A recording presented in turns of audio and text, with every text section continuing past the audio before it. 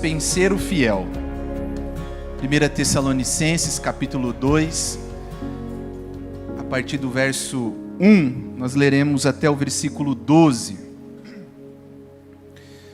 Diz assim a palavra do Senhor: Porque vós, irmãos, sabeis pessoalmente que a nossa estada entre vós não se tornou infrutífera, mas apesar de maltratados e ultrajados em Filipos, como é de vosso conhecimento, tivemos ousada confiança em nosso Deus para vos anunciar o Evangelho de Deus em meio a muita luta. Versículo 3: Pois a nossa exortação não procede de engano, nem de impureza, nem se baseia em dolo, pelo contrário, visto que fomos aprovados por Deus a ponto de nos confiar Ele o Evangelho, assim falamos, não para agradarmos a homens, e sim a Deus, que provam o nosso coração. A verdade é que nunca usamos de linguagem de bajulação, como sabeis, nem de intuitos gananciosos. Deus disto é testemunha. Também jamais andamos buscando glória de homens, nem de vós, nem de outros. Embora pudéssemos, como enviados de Cristo, exigir de vós a nossa manutenção, todavia nos tornamos carinhosos entre vós, qual ama que acaricia os próprios filhos. Assim, querendo-vos muito, estávamos prontos a oferecer-vos não somente o Evangelho de Deus, mas igualmente a própria vida. Por isso que vos tornastes muito amados de nós, porque vós recordais, irmãos, do nosso labor e fadiga, e de como noite e dia, labutando para não vivermos à custa de nenhum de vós, vos proclamamos o Evangelho de Deus. Vós e Deus sois testemunhas do modo, porque piedosa, justa e irrepreensivelmente procedemos em relação a vós outros que credes. E sabeis ainda de que maneira, como pai a seus filhos, a cada um de vós exortamos, consolamos e admoestamos para viverdes por modo digno de Deus que vos chama para o seu reino e glória. Irmãos, imagine um mordomo que é encarregado de administrar uma grande casa. Acho que, não sei se hoje ainda existe a figura do mordomo, mas certamente, de repente com outro nome, um administrador. Mas a esse mordomo é confiado os bens, os servos, o dinheiro, os alimentos. A sua tarefa como mordomo é ser fiel. Não é ser o dono, não é ser o controlador, mas é ser fiel. Essa é a imagem do dispenseiro. A palavra dispenseiro traz essa ideia de alguém que administra algo que não é seu, é de outrem. E este homem, ele é encarregado das coisas que são confiadas em sua mão. Mas no final ele tem que prestar contas de tudo o que ele está administrando para o verdadeiro dono. Na nossa caminhada cristã, Deus nos confia algo precioso: a sua palavra, o seu povo e o seu nome. E espera que nós sejamos dispenseiros fiéis. Nem todos serão pregadores públicos como o apóstolo Paulo, mas todos são chamados a cuidar com responsabilidade do que Deus colocou nas suas mãos. Seja a sua família, seja um ministério, seja alguém que você está discipulando, seja simplesmente o testemunho diário que você tem que apresentar para a sociedade. O texto que lemos, Paulo está fazendo uma defesa do seu ministério. Na primeira exposição do capítulo 1, nós vemos que Paulo, ele elenca as características que evidenciavam os tessalonicenses como uma igreja modelo. No capítulo 1, nós vemos como Paulo fala da firmeza da fé daqueles homens, a operosidade da vossa fé, o amor abnegado que aqueles homens tinham e a esperança do retorno de Cristo. Agora, aqui no capítulo 2, Paulo, ele está de forma intrínseca defendendo o seu ministério. Ele havia sofrido muitas acusações de homens que estavam infiltrados em Tessalônica, na cidade de Tessalônica, acusando o apóstolo Paulo de somente aproveitar daquela igreja. de somente querer os recursos financeiros daquela igreja. E Paulo, agora nesse texto que nós lemos, ele está fazendo uma defesa do seu ministério, mostrando como que ele foi fiel no seu ministério enquanto esteve em Tessalônica. É por isso que ele começa o versículo 1 dizendo: porque vós, irmãos, sabeis pessoalmente que a nossa estada entre vós não se tornou infrutífera. Ele está relembrando o que ele disse no capítulo 1, verso 9, que ele diz assim: pois eles mesmos, no tocante a nós, proclamaram que grande repercussão teve o nosso ingresso no vosso meio, e como, deixando os ídolos, vos convertestes a Deus para servirdes o Deus vivo e verdadeiro.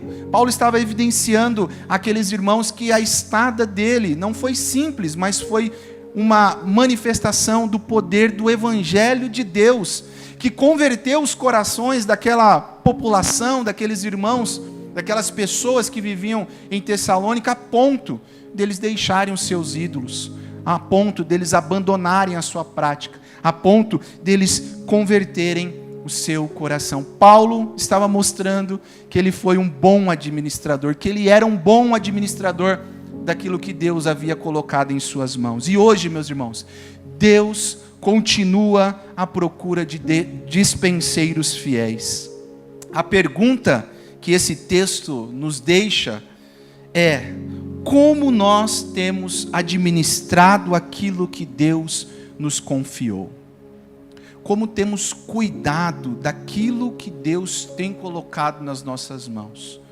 Como tem sido o nosso coração como dispenseiros de Deus? Eu queria, de forma breve, elencar 3 marcas do dispenseiro fiel. À luz desse texto, quais são as marcas do dispenseiro fiel? A primeira marca que nós vemos do dispenseiro fiel é o anúncio do Evangelho apesar das circunstâncias. O anúncio do Evangelho apesar das circunstâncias. No versículo 1 e no versículo 2, Paulo diz: porque vós, irmãos, sabeis pessoalmente que a nossa estada entre vós não se tornou infrutífera, mas apesar de maltratados e ultrajados em Filipos, como é de vosso conhecimento, tivemos ousada confiança em nosso Deus para vos anunciar o Evangelho de Deus em meio a muita luta.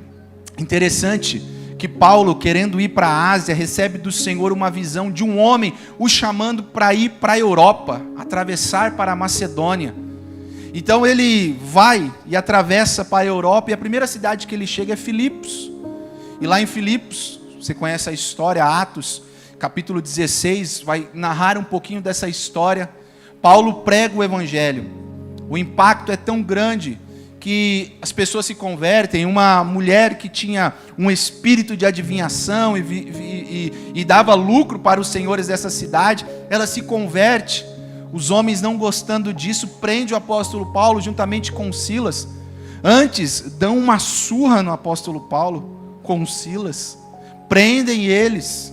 E você conhece a história, Atos capítulo 16, versículo 25, diz que à meia-noite eles começaram a cantar e as cadeias foram abaladas, as algemas caíram, o cárcere se abriu, e o carcereiro, com medo, tentou naquele momento tirar a sua vida, porque era uma desonra não guardar bem os presos. E quando ele vai naquele momento tirar a sua vida, o apóstolo Paulo grita: não faça isso. Nós estamos todos aqui. E depois dele evidenciar toda a manifestação da glória e do poder de Deus, ele pergunta: e o que eu faço para ser salvo? Como que eu posso ser salvo? Então a história nos conta, narra que ele é batizado, as pessoas são salvas.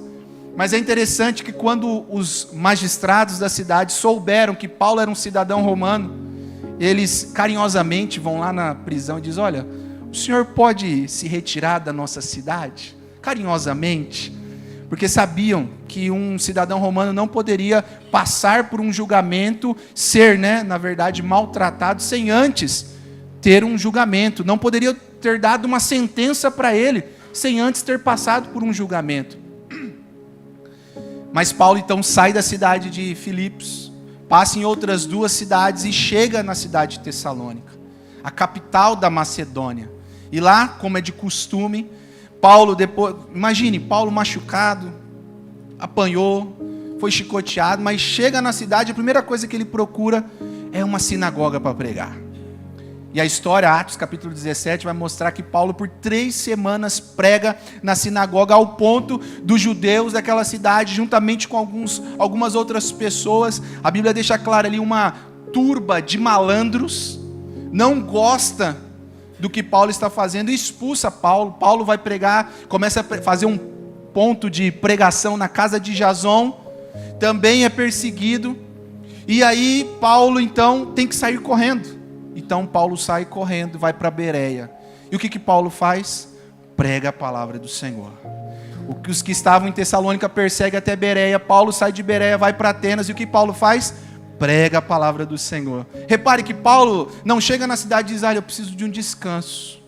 Eu preciso descansar as minhas costas que já estão chicoteadas, as minhas pernas, as minhas mãos. Não, ele prega a palavra do Senhor. Essa é a marca do dispenseiro fiel, o anúncio do Evangelho, apesar de todas as circunstâncias.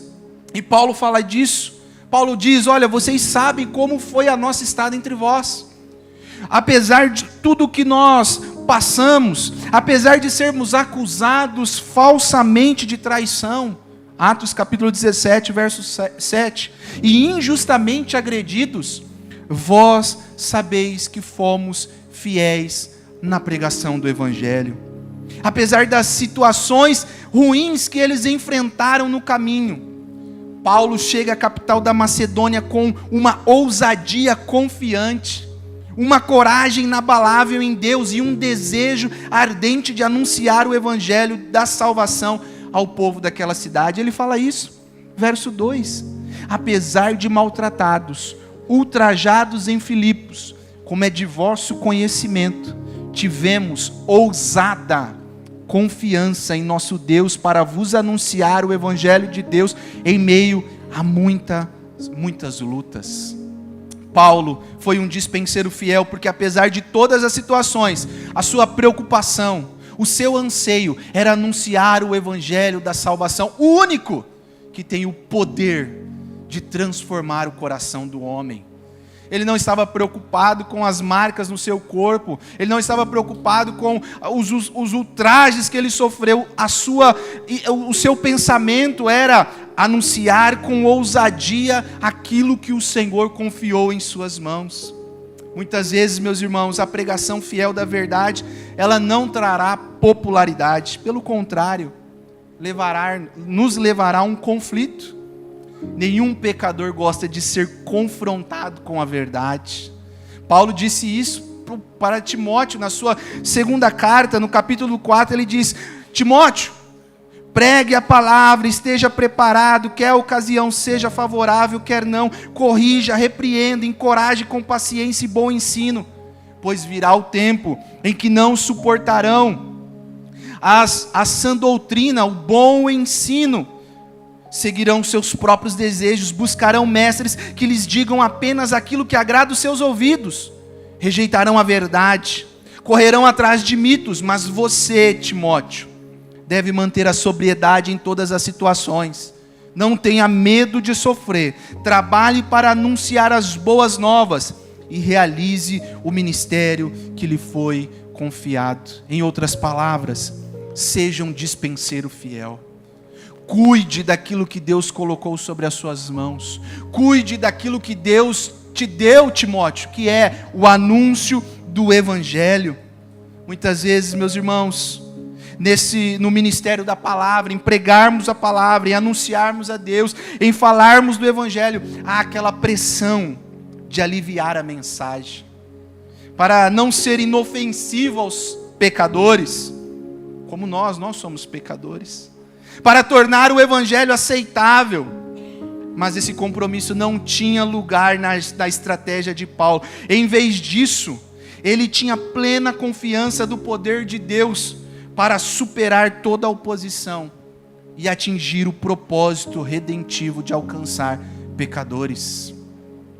Muitas vezes, e nós vemos isso em muitos lugares, essa mensagem mais palatável, onde já não se pode mais falar de inferno, não pode mais se falar de pecado, não pode mais falar em adultério, não pode mais falar em coisas que podem deixar o sentimento das pessoas abaladas. Mas, meus irmãos, esse não é o compromisso do dispenseiro fiel.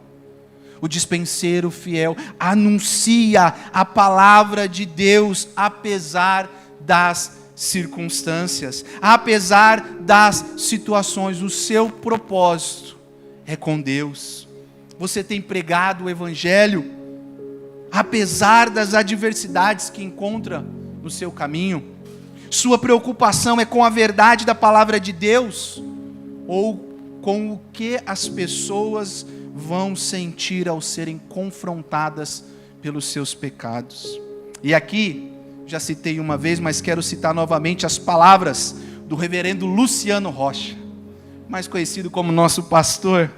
Em uma das suas postagens nas redes sociais, ele diz: não podemos confundir a verdade com truculência.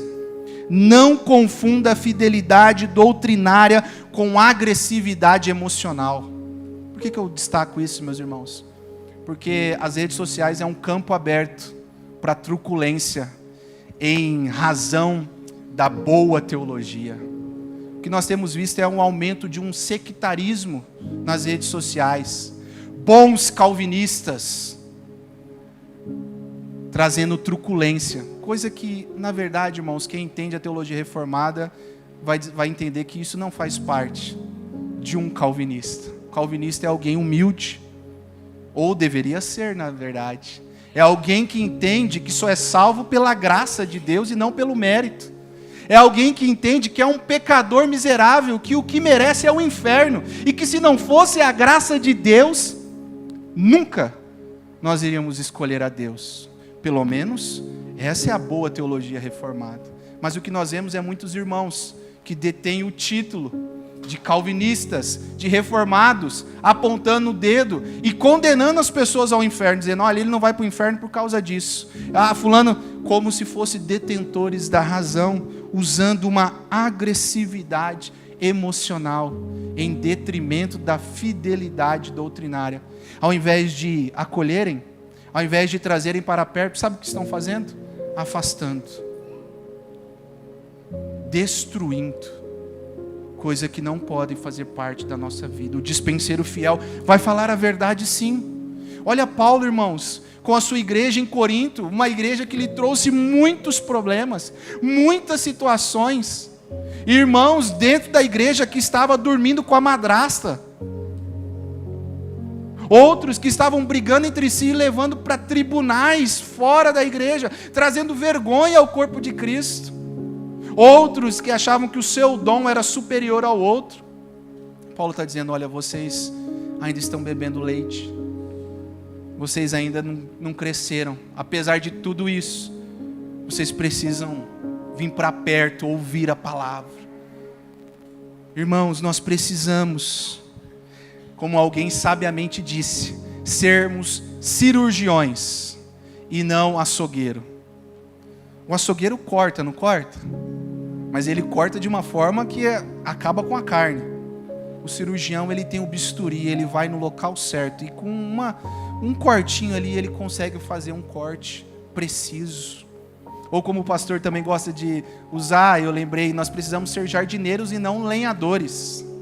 Cuidar do jardim. O lenhador, ele quer saber cortar a árvore, e ele vai descer a machadada no tronco e não quer saber. O jardineiro não, ele vai se preocupar com o jardim, ele vai cuidar do jardim. Essa é o nosso papel como dispenseiros fiéis em anunciar o evangelho. Sim, o evangelho genuíno, puro, a boa teologia, o evangelho que confronta o ser humano, mas com amor, porque no final, irmãos, é o amor que traz.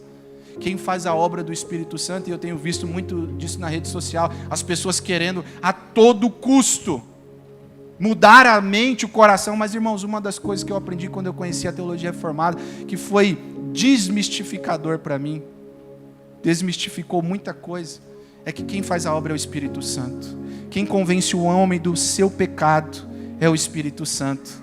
O nosso papel é pregar o Evangelho do Senhor. Então a primeira marca que Paulo nos mostra do dispenseiro fiel é o anúncio do Evangelho, apesar das circunstâncias. Mas Paulo ainda nos dá uma segunda marca para o dispenseiro fiel, que é a preocupação com a glória de Deus. Versículo 4 e versículo 5.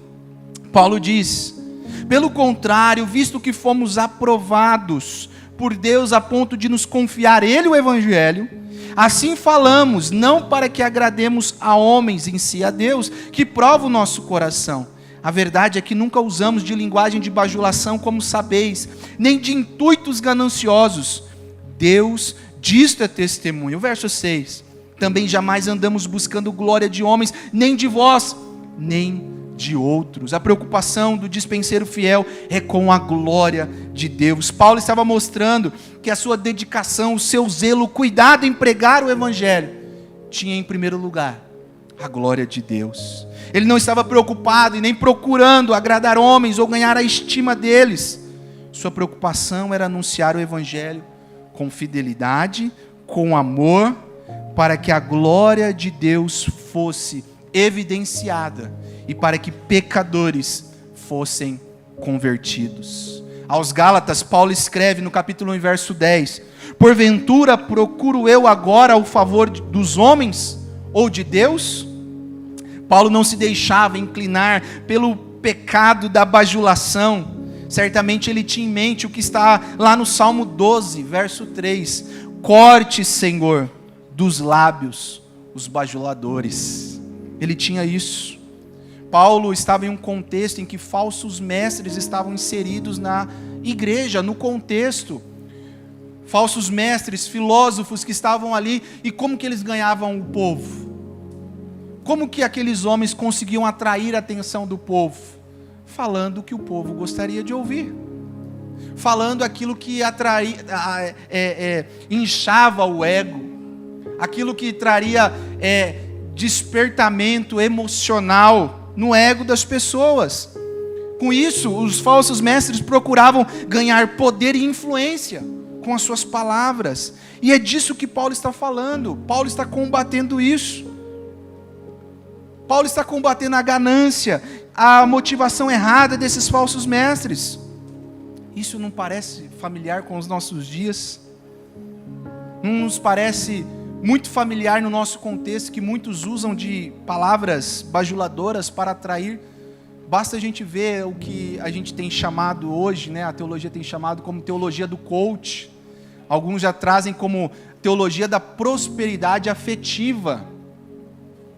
Na década de 90 era a teologia da prosperidade mesmo.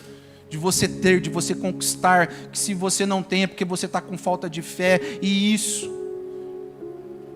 Hoje a gente já não tem mais isso. Hoje as pessoas elas querem se sentir bem. Não estou dizendo que não se sentir bem não é errado, tá, irmãos? Não é uma teologia franciscana aqui que nós estamos... Não é isso. Mas homens entenderam, e muitas vezes o marketing pega disso, entenderam essa ideia para falar aquilo que as pessoas querem ouvir. E Paulo está mostrando que a sua primeira motivação, o seu primeiro desejo como dispenseiro fiel era a glória de Deus. Ele diz em 1 Coríntios: quer vocês comam, quer vocês bebam, ou vocês façam qualquer outra coisa, façam tudo isso para a glória de Deus. É varrendo a casa, é lavando a louça. Às vezes os homens, quando vai ser chamado para lavar a louça, a gente fica... Mas depois a gente entende que tem que ser para a glória de Deus. Né? É verdade. Lavar nos banheiros. Mas tudo, irmãos, olha que Paulo fala. Tudo é para a glória de Deus. Aliás, esse é o fim principal do homem. Qual é o fim principal do ser humano, meus irmãos? Glorificar a Deus e se alegrar nele para sempre. A nossa vida deve ser um motivo de louvor e glória ao Senhor. O hino de número 6 do Inário Novo Cântico, chamado Doxologia, ele diz: a Deus supremo benfeitor, anjos e homens deem louvor. A Deus o Filho, a Deus o Pai e a Deus o Espírito, glória dai. Amém. A nossa vida deve ser um motivo de glória para o Senhor.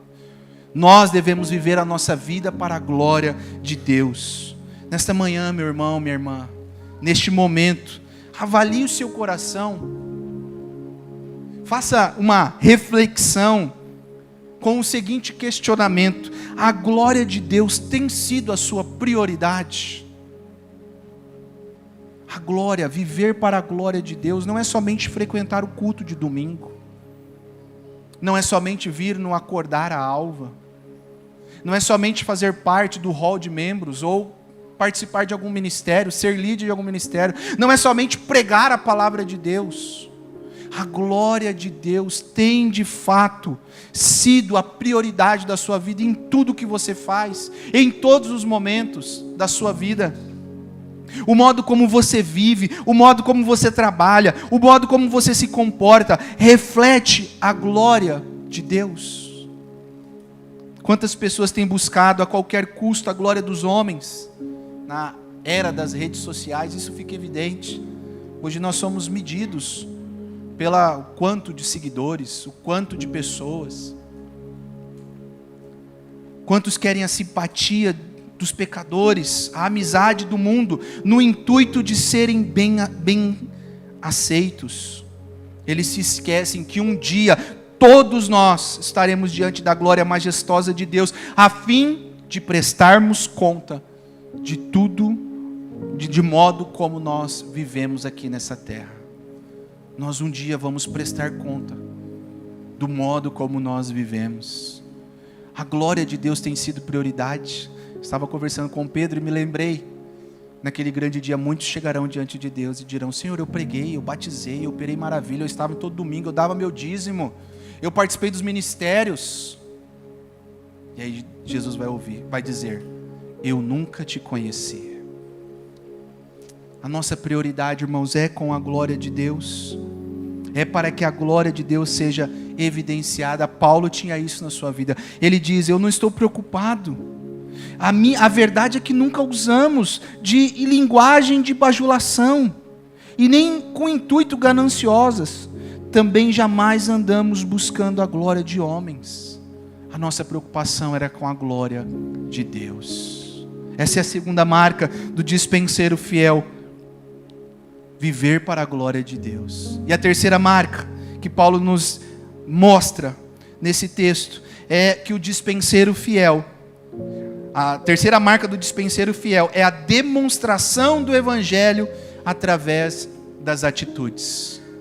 Então, ele prega apesar das circunstâncias, a sua prioridade é a glória de Deus, e ele demonstra isso através das suas atitudes, ou em outras palavras, através do seu testemunho. Olha o versículo 7 e 8 que Paulo diz: embora pudéssemos, como enviados de Cristo, exigir de vós a nossa manutenção, todavia nos tornamos carinhosos entre vós. Qual ama que acaricia os próprios filhos? Assim, querendo-vos muito, estávamos prontos a oferecer-vos não somente o evangelho de Deus, mas igualmente a própria vida. Por isso que vos tornastes muito amados de nós. Olha o versículo de número 11 e 12. E sabeis ainda de que maneira como Pai, aos seus filhos, a cada um de vós, exortamos, consolamos e admoestamos para viverdes de modo digno de Deus que vos chama para o reino, para o seu reino e glória. Paulo agora, meus irmãos, para trazer essa marca da demonstração do evangelho através do testemunho, ele usa uma metáfora inquestionável para clarificar a mente dos tessalonicenses. Ele usa a figura da mãe, que aqui na nossa versão está ama, mas a ideia é mãe, e a figura do pai. Paulo explicou o seu grau de amor para com os tessalonicenses, comparando-os como uma mãe que eternamente cuida dos seus próprios filhos, a mesma linguagem que Moisés usou para falar da sua relação com Israel, em Números capítulo 11, versos 12. Como mães e pais, é absolutamente e indiscutivelmente dizer que estes não cuidam, de forma essencial do bem-estar das crianças. aqueles que pregam com a mansidão de uma mãe, com um afeto íntimo, amor sacrificial e abnegado, são essenciais para a saúde da igreja. A mãe é aquela, o pai é aquele. Vou usar a mãe, que a mãe, né, é aquela que dá a sua vida, não está preocupada se a criança acorda meia-noite, aí dá uma hora. A Helena está nessa fase agora, estava dormindo tão bem, irmãos, nossa, deitava às 8 e ia até às 6, aí eu fui começar a falar disso, agora pronto, falei até para a Jéssica, meia-noite é o horário da primeira acordada, aí ela dá a primeira acordada, você tem que ir lá, ó, estamos aqui, que ela dorme no quarto dela, aí por volta de umas 2h30 ela dá a segunda, aí depois ela vai embora. Mas você não está preocupado com isso. A hora que a babá eletrônica que ela dá uma respirada, você já pula da cama e já vai lá ver. Eu lembro quando ela nasceu, o pai de primeira viagem, a gente colocou aquele bebezinho Moisés, né, do lado, bebê Moisés, ó. Mas o Moisésinho do lado, irmãos, a Helena dava uma respirada e eu já acordava. E a Jéssica, calma, a menina não tá tranquila. Mas é isso, a mãe e o pai têm essa preocupação. E Paulo, ele usa essa metáfora da mãe e do pai, que está preocupado com a saúde, com o crescimento do seu filho. É aquele que vai se dispor. Ele não só vai, como ele fala, eu não só vou oferecer o evangelho, mas eu estou pronto a oferecer a minha vida. Eu sou um pai que, como aos seus filhos, estou preocupado em exortar, ou seja, encorajar. A palavra exortação aqui, ela traz a ideia de encorajar, consolar, admoestar, ou seja, repreender se for preciso, para que vocês vivam de modo digno, um modo digno de Deus, que vos chama para o seu reino. Essa é a forma que Paulo exemplifica o nosso amor para com os demais, meus irmãos. O amor de um pai, de uma mãe, ao pregar o evangelho, ao viver para a glória de Deus, para que outros vejam. Calvino, comentando esse texto, ele diz: a mãe, ao cuidar de seus filhos, revela um maravilhoso e extraordinário amor, porque não poupa nenhum afã ou esforço, não evita nenhum cuidado, não se cansa de ir e vir, e alegremente até dá o seu próprio sangue vital para ser derramado. A pregação do apóstolo Paulo e dos seus companheiros não fora sem vida e nem desprovida de um coração destituído de amor. Pelo contrário, meus irmãos, foi uma proclamação eficiente, porque provinha de uma total entrega de si mesmo, em amor àqueles que ele estava procurando alcançar pelo evangelho. Devemos aprender, meus irmãos, que este amor que a Bíblia nos ensina, um amor abnegado, é o manancial por excelência da evangelização. Sem ele, nenhuma alma será conquistada a Deus. É quando amamos, apesar dos erros que os filhos cometem, das birras, você continua amando o seu filho. Apesar das tropeçadas na vida, você continua amando os seus filhos. Esse é o amor que Paulo mostra. Apesar das situações, o amor está ali. Como você tem demonstrado, meu irmão, o amor de Cristo que te alcançou a outras pessoas? Suas atitudes, ações, comportamentos demonstram que você é nascido de novo, que você foi regenerado pelo Espírito Santo. Porque, irmãos, quando nós entendemos de fato o amor de Cristo por nós, nós vamos querer amar o outro, apesar dos seus erros. Não estou dizendo que a gente vai passar a mão na cabeça, não é isso. Nós temos que pregar com fidelidade. Olha a primeira marca do dispenseiro. Nós temos que estar preocupados com a glória de Deus, mas nós temos que amar como Cristo nos amou. Nossa pregação deve ser evidenciada pelas nossas ações. Se falamos sobre amor, devemos demonstrar amor. Se falamos sobre justiça, devemos ser justos. Se falamos sobre servir ao próximo, devemos ser o primeiro a nos colocar à disposição. É isso que Paulo nos ensina, meus irmãos, como marcas do dispenseiro fiel. E eu concluo. Paulo não apenas pregou o evangelho, ele encarnou o evangelho. Seu amor pelos Tessalonicenses levou a dar não somente palavras, mas, se preciso fosse, a própria vida.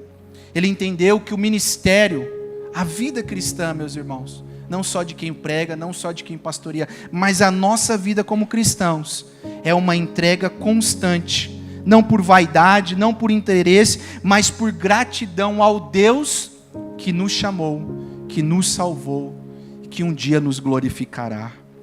Ele tinha e imitava o mesmo exemplo que nós temos hoje, o do nosso Senhor e Salvador Jesus Cristo. Jesus, irmãos, pregou as boas novas do reino de Deus, apesar de toda a oposição que ele sofreu no seu ministério terreno, apesar de ter sido chamado de diabo, de beberrão, de pecador, ele pregou as boas novas. Jesus tinha como objetivo a glória do Pai. Ele mesmo disse: eu não procuro a minha própria glória, João 8,50. Em sua oração sacerdotal ele diz: eu te glorifiquei na terra, consumando a obra que me confiastes para fazer. Cristo, meus irmãos, demonstrou o que é amor. Demonstrou o seu amor por nós, entregando a sua própria vida. Ninguém tem amor maior do que este, de dar a alguém a própria vida em favor dos seus amigos. Ele também disse: ninguém atira de mim, pelo contrário, eu espontaneamente a dou. E nós, meus irmãos, como temos sido dispenseiros do Senhor? Temos vivido como dispenseiros fiéis? Temos imitado o exemplo de Jesus, o nosso Deus? O que nós temos feito com o evangelho que nos foi confiado? Como temos tratado as pessoas que Deus colocou sobre os nossos cuidados? Que testemunho temos passado às pessoas que estão nos vendo? Hoje Deus te chama, meu irmão, minha irmã, para voltar a ter uma vida de fidelidade com Ele. É hora de se arrepender, restaurar o zelo, abandonar o comodismo e voltar a servir com amor. Porque no fim, o que importa e o que mais vai importar é ouvir da boca do nosso Senhor: muito bem, servo bom e fiel, foste fiel no pouco, sobre muito te colocarei, entra para o reino do teu Senhor. Amém, meus irmãos? Curva a sua cabeça, vamos orar.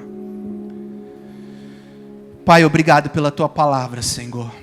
Obrigado porque nós vemos no exemplo do apóstolo Paulo as marcas de um dispenseiro fiel.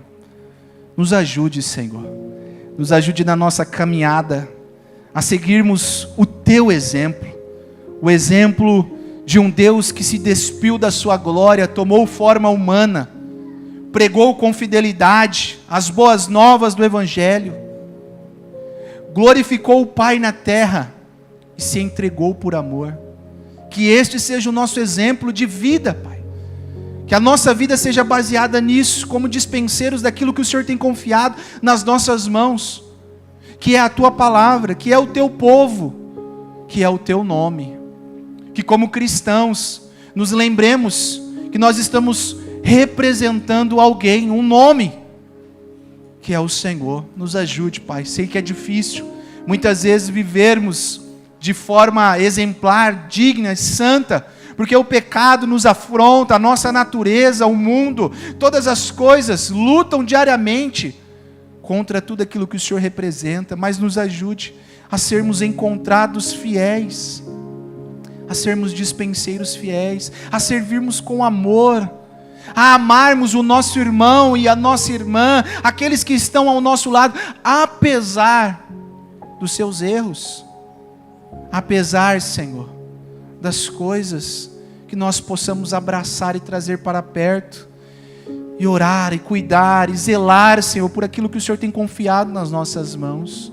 Obrigado, Senhor, porque o Senhor é um Deus santo, poderoso e fiel, que acima de tudo, de todas as coisas, a prioridade da nossa vida seja viver para a tua glória, para glorificar o teu nome, em todas as nossas ações, em todas as nossas atitudes, que as pessoas olhem para nós e vejam em nós a glória do Senhor refletida no nosso viver diário. Essa é a nossa oração com fé, no nome de Jesus. Amém. Amém, meu irmão. Deus te abençoe.